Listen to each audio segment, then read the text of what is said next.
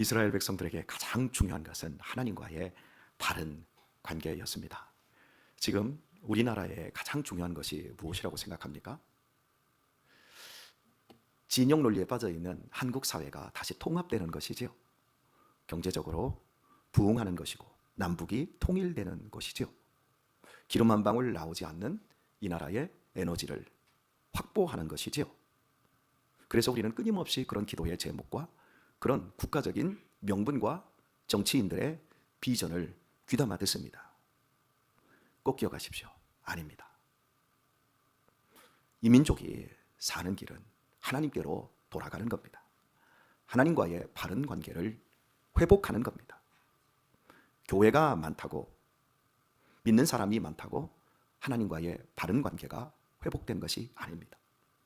하나님의 마음을 알고 하나님의 형상을 닮아가는 참된 그리스도인들이 많아지는 것, 그래서 빛과 소금이 되어 세상 어두운 곳을 바르게 비추고 썩은 곳에서 치유와 회복의 역사를 일으키는 크리스찬이 되어야 되고, 교회가 그런 교회가 되어질 때 이 나라가 경제적으로도 남북이 통일되고 에너지가 부족한 이런 현실 속에 그 모든 것들이 다 극복될 수 있습니다. 우리가 지난 반세기도 넘는 시간 통일을 위해서 기도했지만, 만약에 통일이 지금 이 상태에서 되어진다면 저 북한 땅은 아수라장이 됩니다. 남쪽에 있는 자본들이 올라가서 부동산 투기하느라고 북한은 난리가 날 겁니다. 그리고 북한과 우리나라의 소득 격차가 수십 배가 나기 때문에 북한 사람들을 우리 모두가 다 착취의 대상으로 이용하고 말 겁니다. 쉬운 문제가 아닙니다.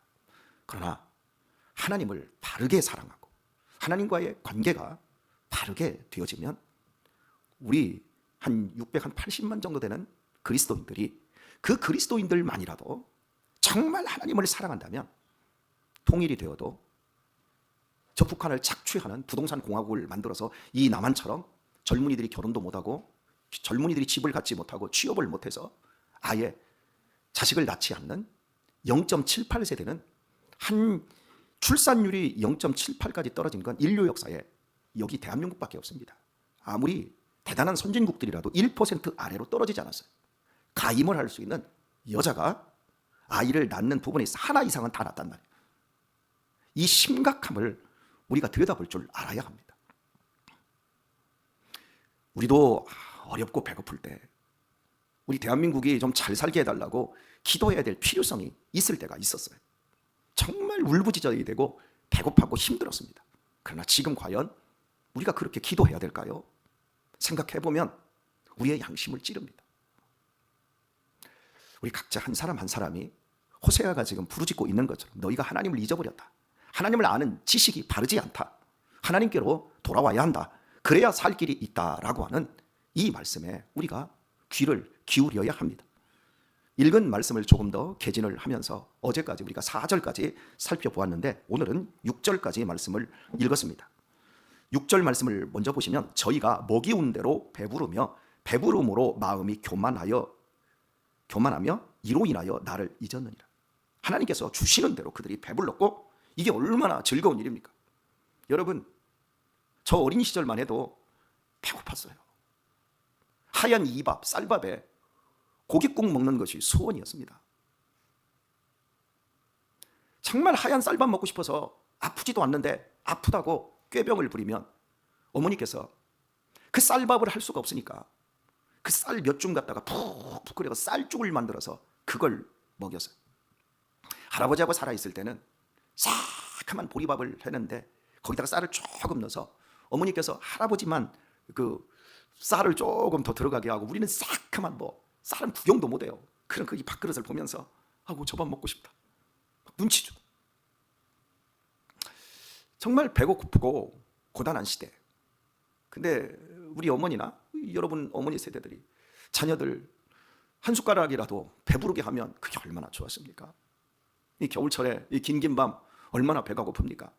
그러면 막 잠을 못 자요. 배가 고프면 저녁에 보리밥 먹고 막 꺼져버리면 그러면 저녁에 동치미 이 뒤뜰 묻어놓은 동치미 꺼내가지고 막 얼마나 손이 시렵습니까? 그거 이제 하나 꺼내가지고 와가지고 쓸어가지고 그거 먹고, 아니면 고구마 밤에 깎아가지고 그거 먹고 이렇게 차고던 그런 시대. 뭐든지 배부르면 그런데 저희가 먹이온 대로 배부르며, 여기 좋아요. 배부른 건 여러분 죄 아닙니다. 근데 문제는 이겁니다. 배부름으로 마음이 교만하며 이로 인하여 나를 잊었느니라. 저는 여러분들이 잘 아시다시피 우리 자녀들에게 핸드폰을 사주지 않습니다. 초등학교 자녀들에게 핸드폰 사주지 않습니다. 우리 하영이에게도 중학교 3학년 때 핸드폰을 사줬습니다. 근데 우리 지금 유신이도 핸드폰을 좀 갖게 되었고, 이걸 보고 우리 유민이 유아가 눈에 불을 켜고 어떻게 해서라도 핸드폰 갖고 싶어서, 우리 유아는 아주 능동적인 아이라 용건이 거 도둑질해 오고 할아버지 거 도둑질해 와서 집에서 마음껏 뭐 게임도 하고 그럽니다. 사주지 않는 이유는 자식놈들 미워서, 니들은 잘났고 니는 미웠고 니는 못났고 니는 훌륭하니까 사주는 게 아니라, 그걸 유용하게 바르게 쓸 수 있는 내면의 힘, 자기를 통제할 수 있는, 절제할 수 있는, 규제할 수 있는 힘을 길러주기 전까지는 어린 반푼어치도 없는 일이에요. 자녀들이 돈을 100만 원을 의롭게 바르게 쓰기 전까지 자녀들에게 100만 원을 쥐어주면 그건 자식들 죽이는 대로 갑니다. 100만 원이 아니라 10만 원도 그렇습니다. 사주고 싶지요. 근데 이제 유민이 유아가 이제 핸드폰을 갖고 싶은데, 우리 유민이의 그 소원이, 아버지 나도 아이폰 갖고 싶어요. 아이폰. 아니 아이폰이 아니라 그냥 스마트폰 가져도 되는데 꼭 미국산 아이폰. 그거 꼭 갖고 싶다는 거예요. 그래서 알았어. 아이폰 사줄게. 키즈폰. 아이가 갖는 폰 사줄게. 나. 이제 이렇게 이야기를 하는데, 참 어려운 게, 반드시 배부르면 부모를 아끼고 사랑하고 감사하는 대로 가지 않습니다. 배부르면 절대 감사를 잊어버립니다. 저는 밥을 지금도 먹어도 어지간하면 남기지를 않습니다. 그리고 군소리 하지 않습니다. 잘 먹습니다. 하얀 쌀밥 질게만 안 하면 돼. 지난주에는 떡을 해서 주시단 말이요. 어쩌든가 질지만 안 하면 그냥 고실고실한 그 하얀 쌀밥, 그냥 솥에서 팍 끓일 때 그냥 제일 먼저 푸기 전에 딱 푸면서 기도도 않고 먹었네. 이 정도로 그냥 집어 넣습니다. 지금도 밥을 한 끼 먹으면서도 감사 고맙습니다. 어쩜 이렇게 맛있나요? 저는 지금도 배가 고파요. 어제 저녁을 4시 반에 먹고 아침까지 안 먹었어요. 여기서 설교 끝나고 이제 기도하고 영상 제작 다 하고 집에 가면, 집에 가는 동안 어지러운 것 같아요. 배가 고파서. 집에 들어가자마자 막 밥을 먹어야 돼요. 근데 감사하죠. 사랑하는 교회 여러분, 반드시 자녀들을 배부르게 하면 하나님을 잊어버립니다. 그 배부름이 단순히 이 배만 아니라 정신적인, 욕망적인 이런 부분에서, 쾌락적인 이런 부분에서 반드시 배부르면 자녀들은 하나님을 떠납니다. 미국에는 추수감사절이 있습니다. 우리나라도 추수감사절이 있지 않습니까? 근데 미국의 추수감사절을 뭐라고 부릅니까? 땡스 기분데이라고 합니다. 땡스가 뭡니까? 땡스. 생각하라, 기억하라 이 뜻이에요. 뭘 생각하고 뭘 기억하라는 뜻입니까? 감사는 생각하고 기억하는 데서 오는 거예요. 내가 어디에서 출발했고 내가 누구이고 내가 어디로 가는지를 아는 사람이 될 때만, 그 사람만 감사할 수 있습니다. 우리 자녀들이 밑도 끝도 없이 아이폰이 부모의 손에서 그냥 나와버리고, 먹고 마시는 거, 배부르는 것이 그냥 나와버려요. 턱턱 핸드폰 사주고, 자동차 사주고, 집 사주고, 다 사줍니다. 예전에 우리 교회에 계셨던 권사님 한 분이 뭐 자녀들 막 집 사주고 다 사줬는데 이놈의 새끼들 다 팔아먹고 이혼하고, 내가 잘못 살았어. 잘못 살았죠. 군대 다 빼버리고. 자녀들이 배부르고 등 따시기만 하면 그게 부모의 책임을 다한다고 생각하는 거예요. 하나님께서 지금 주시고 있는 이 말씀을 보세요. 저희가 먹이온 대로 배부르며, 이스라엘 백성들에게 지금 하고 있는 거예요. 저희가 먹이온 대로 배부르며 배부름으로 마음이 교만하며 이로 인하여 나를 잊었느니라 말씀합니다. 부모를 잊어버린 자녀가 부모에게 효도할까요? 형제 우애를 잊어버린 형제간이 행복하게 우애 있게 살까요? 다 잊어버리는 데서부터 끝나는 겁니다, 인생. 그런데 사람이라고 하는 이 존재는 참 완악해요. 정말 중요한 것은 잊어버리고, 잊어버려야 될 것은 또 안 잊어버려요. 신영순 권사님한테 상처받은 이것은 절대 안 잊어버린다니까.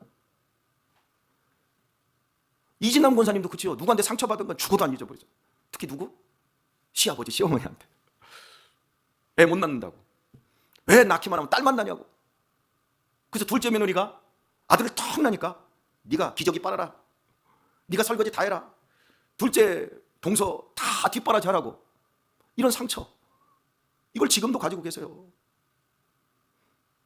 뭐 이진남 권사님만 그래요? 다 그렇다니까요. 이게 사람이라는 게 존재예요. 좋은 게 얼마나 많아요. 그죠? 살아오면서 우리 인생 속에서 내가 지금 이만큼 살아왔으면 이게 얼마나 큰 행복입니까? 이게 얼마나 큰 축복입니까? 나이 60 넘으면 아무 때나 죽어도 사실은 이상이 없는 거예요. 아멘들을 안 하시죠? 왜 예전에 회갑잔치, 진갑잔치를 하고 칠순잔치를 했습니까? 여러분 70에 죽으면 옛날에 장수한 거예요. 80에 죽으면 어떻게 하면 80까지 살 수 있어? 이 정도였던 거예요. 근데 지금은 단백질 섭취부터 시작해서 의학이 발달하니까 이게 사람들이 120살에 다 맞춰놓은 거예요. 이러니까 본인들이 누구인지를 모르는 거예요. 우리의 삶의 모든 근거, 우리가 지금 어디서 왔는가, 우리가 지금 어디로 가고 있습니까? 이런 부분들을 바르게 생각하지 않으면 배부른 것 때문에 하나님을 잊어버리고 그리고 감사 생활이 절대 안 된다는 이 사실, 참으로 불쌍한 존재로 전락할 수밖에 없는 겁니다. 자, 그런데 오늘 하나님께서 5절 말씀을 보면 내가 광야 마른 땅에서 너를 권고하였거늘. 광야 마른 땅입니다. 여러분 광야 하면 어디가 생각납니까? 이스라엘 백성들의 출애굽이 생각나지요? 바로 거기에서부터 이스라엘 백성들이 출발했다는 거예요. 말라 비틀어진 자리, 먹을 것이 없는 자리, 농사를 지을 수 없는 자리. 이스라엘 백성들이 광야에서 농사 안 졌습니다. 못 졌습니다. 물이 없는데요. 그리고 계속해서 이동했지 않습니까? 바로 거기에서 하나님은 이스라엘 백성들에게 말씀을 주시며 그들에게 권고했어요. 무엇을 권고했습니까? 나는 너희의 하나님이다. 너희는 내 백성이다. 너희는 나를 믿음으로 살고 나는 너희를 믿을 때 내가 너희를 책임짐으로 말미암아 너희가 존재한다. 하나님과의 바른 관계입니다. 권혁철 목사가 어떻게 존재합니까? 유능하고 재주 있고 힘 있고 건강해서 권혁철 목사가 목사로서 아버지로서 남편으로서 존재하지 않습니다. 물론 그걸 하고 있습니다만은 제일 중요한 건 권혁철 목사는 하나님과의 바른 관계 속에서만 저 자신이 존재합니다. 하나님으로부터 오는 힘, 그리고 제가 하나님 앞에 바치는 사랑과 충성으로 존재합니다. 제가 하나님께 사랑과 충성과 헌신을 다할 때가 가장 안전합니다. 그것이 가장 보람된 일입니다. 사람은 끊임없이 변하고 변질됩니다. 그러나 하나님은 변함이 없으십니다. 어제나 오늘이나 동일하십니다. 하나님이 내가 저 말라 비틀어졌던 저 자리에 있을 때, 그때나 지금, 그리고 지금 풍요로운 이 자리에 있을 때도 하나님은 여전히 나를 권고하고 계시고, 내가 배고플 때도 하나님은 나의 하나님이셨고 지금 배부를 때도 하나님은 나의 하나님이십니다. 여러분이 어린 시절을 지날 때, 연약한 시절을 지날 때, 그때도 하나님은 여러분의 하나님으로 여러분을 권면하셨습니다. 여러분에게 권고하셨습니다. 네가 사는 길은 내가 책임진다. 너는 먼저 그의 나라와 그의 의를 구하라. 그리하면 네가 살아가는 모든 것을 내가 너에게 공급시켜 주겠노라. 하나님이 여러분 한 사람 한 사람에게 그렇게 약속해 주셨습니다. 그리고 지금 여러분의 연세가 80이 되었고 여러분의 연세가 지금 70이 되었고 60대를 지금 살아가고 있는 여러분을 향해서 하나님은 동일하게 말씀합니다. 에베네셀의 하나님이 지금까지 너희를, 내가 여기까지 너희를 도왔다. 그리고 앞으로의 너희의 광야의 길을 내가 인도하여 줄 것이다. 변함없는 지조와 격려와 사랑을 하나님이 아낌없이 여러분에게 보내고 계신 줄 믿습니다. 이걸 놓치지 마세요. 얼마 전에 교회에서 우리 권사님들이 맛있는 이제 오곡밥인가요? 찰밥을 하시고 막 나물을 이렇게 하셔서 목사님 식사합시다. 그때 제가 다른 목사님하고 약속이 있었어요. 선약이 되어 있었습니다. 제가 그 목사님을 불러서 밥을 먹이고 용기를 주고, 그 목사님이 2년 전에 개척을 시작하셨어요. 평택에 있는 큰 교회에서 성도들을 어느 정도 떼어서 교회를 개척을 시켜주셨어요. 그래서 제가 이제 후배 목사들 가운데 이렇게 보면 참 사람들이 괜찮고 됐다 싶은 이런 친구들이 있으면 저는 좀 불러요. 불러서 제가 좀 식사도 사드리고 또 차도 사드리고 또 제가 권면할 수 있는 것들을 좀 권고하고 그리고 좀 용돈도 좀 줍니다. 격려 차원에서 불렀어요. 그래서 함께 이야기를 쭉 나누면서 제가 했던 이야기가 뭐냐면, 그분은 시작했는데 재정이 8천이더라고요. 8천.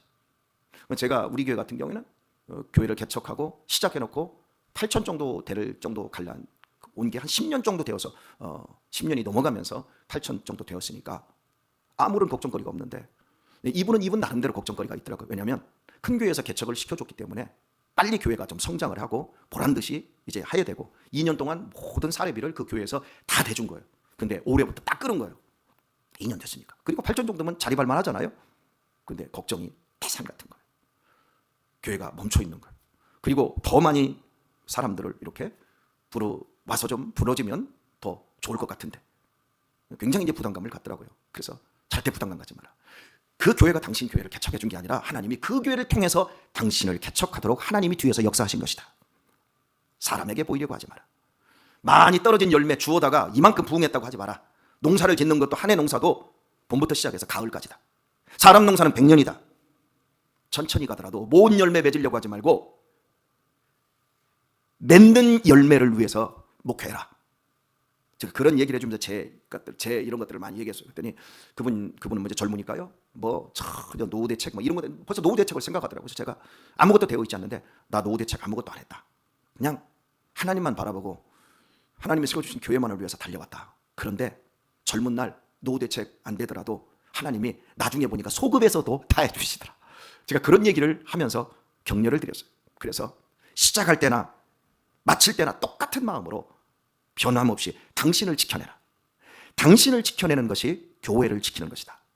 제가 이런 권면을 해드렸습니다. 오늘의 말씀을 맺을까 합니다. 사랑하는 교회 여러분, 우리는 나그네입니다. 이 광야길을 가는 나그네입니다. 하나님께서 오늘 하루 여러분에게 배부르게 채워주십니까? 그것 때문에 하나님을 잊어버리지 마십시오. 이 세상에서 말뚝박고 천년만년 우리가 살 것 같으면 하나님 잊어버려도 됩니다. 그런데 우리는 나그네입니다.